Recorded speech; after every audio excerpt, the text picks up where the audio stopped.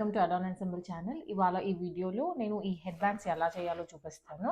So నేను ఇది already ముందే చేశానండి. ఈ హెడ్ బ్యాండ్ చేసేటప్పుడు నాకు వీడియో చేయాలన్న థాటే లేదు. సో రికార్డ్ చేయలేకపోయాను. సో సేమ్ హెడ్ బ్యాండ్ నేను ఇవాళ కాటన్ క్లాత్ తోటి చూపిస్తాను. సో ఇది వచ్చేసి జస్ట్ కాటన్ సిల్క్ క్లాత్ ఏనండి. కాటన్ సిల్క్ క్లాత్కి జస్ట్ మామూలు బీడ్స్, నా దగ్గర ఉన్న బీడ్స్ స్టిక్ చేశాను. బీడ్స్ అండ్ చమ్కీ, అంతే, ఏం స్పెషాలిటీ లేదండి.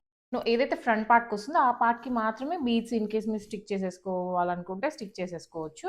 సో ఇది వచ్చేసి పార్టీ వేర్ లుక్ అవుతుంది. ఇది ఏంటంటే ఎవ్రీడే సింపుల్ వేర్ లాగా అనమాట. చూస్తున్నారా?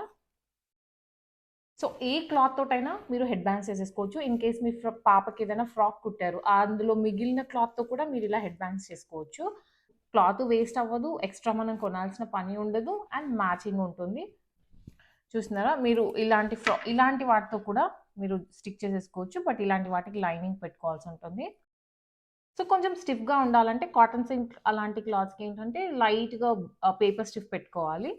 అవసరం లేదనుకుంటే నార్మల్గా కూడా స్టిచ్ చేసేసుకోవచ్చు. చూస్తున్నారా? ఇలాంటి క్లాత్ కూడా మీరు స్టిచ్ చేసుకోవచ్చు. సో దట్ హెవీ లుక్ వస్తుంది. అండ్ మెయిన్ థింగ్ మ్యాచింగ్ ఉంటుంది వితౌట్ జీరో కాస్ట్. అండ్ ఇవి చేయడానికి మీకు మెటీరియల్స్ ఏమి పెద్దగా అవసరం లేదండి. జస్ట్ ఒక ప్లెయిన్ హెడ్ బ్యాండ్ కావాలి, అంతే. ప్లెయిన్ హెడ్ బ్యాండ్ ఉంటే మీరు ఇలాంటి matching zero cost head bands చేసేసుకోవచ్చు. సో ఈ హెడ్ బ్యాండ్స్ కుట్టడం చాలా ఈజీ అండి. సో ఈ హెడ్ బ్యాండ్స్ ఎలా కుట్టాలో మెజర్మెంట్స్ అండ్ స్టిచ్చింగ్ నేను ఇంకా వీడియోలో చూపిస్తాను.